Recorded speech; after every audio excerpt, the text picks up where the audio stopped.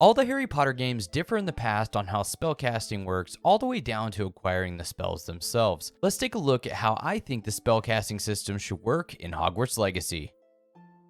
Hey everyone, Blake here, and welcome back for another video. Be sure if you don't want to miss any new videos here on the channel, subscribe with notifications on. We're on our way to 2,000 subscribers, and I cannot thank you guys enough for the continued support. Spellcasting is a very important thing for an up-and-coming wizard and needs to be done well for this game to not feel redundant or too easy. I'm not saying I want spellcasting to be too challenging, but I do want it to feel engaging, if that makes sense. If you're a fan of any of the past Harry Potter games, you can see how they've implemented spellcasting from allowing you to equip certain spells at a time and even putting a timer on spells after casting it to make you think about the way you should play. They have also almost all used a lock-on feature when attacking foes you come across in the storyline. But what are they going to do with Hogwarts Legacy? We haven't been given any information on how the casting will work other than some leaked gameplay from a year ago. This gameplay does look a little unpolished and things may have changed since then, but let's take a look at it. As you can see, the player has a list of spells in the upper left-hand corner. It appears that only 3 spells can be equipped at a given time. The caster also appears to lock onto enemies rather than having complete free reign when attacking, like I mentioned in past Harry Potter games. This brings concern for me in hindering the open world roaming experience in the wizarding world. When I picture the way that spellcasting should work, it should be highly at the player's hand rather than being driven by the game. Not saying that this couldn't work in certain scenarios, but I definitely want to be able to control the game for the most part. If you've played any of the older Harry Potter games, let me know in the comments what you liked or disliked about the spellcasting. There is definitely things that I enjoyed about the early Harry Potter games, but the later ones, all of the fights felt forced, something I'm definitely not wanting to have in an open world wizarding game. Now, one of the last things I want to talk about in this is the way that we're going to equip the spells. Will we be able to open a spell book like in previous games and select learn spells to use on our journey, or will we be able to equip spells at a certain time in the storyline?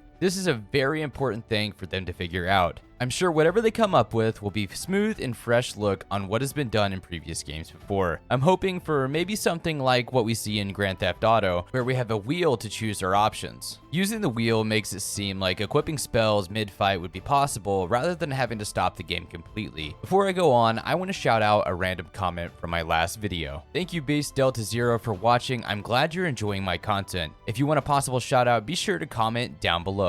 With the addition of Studio Gobo being added onto the game with Avalanche, this is huge because Studio Gobo has done great things with animations, map designs throughout the gaming industry, and makes me excited to see what they have planned for spellcasting. I'm hoping that the environment is also a big factor in battle. Being able to dive behind cover and peeking over walls is just something that gets me excited about the immersive game I have pictured in my head. With this game coming out to next-gen consoles, I can only imagine the effects we will see when casting, especially those who can play in 4K. This game has the possibility to hold players for years to come with updatable content and maybe even an addition of multiplayer down the road. I am so ready to hear the new information that is being teased. If you could know one thing about this game right now, what would it be? I'm hoping you are all enjoying my content until new information is released. If you haven't already, be sure to follow me over on Twitter and Instagram at Scrubwork. I have tons of videos planned out that I'm excited to share with everyone, from DIYs, theory videos, and even some unboxing that's all Wizarding World related. That's all I have for this one, so as always, if you enjoyed the video, a like rating is always appreciated. It helps me with the YouTube algorithm getting this video to new fans every day. Every little bit helps. I also live stream over on Twitch at twitch.tv/scrubwork.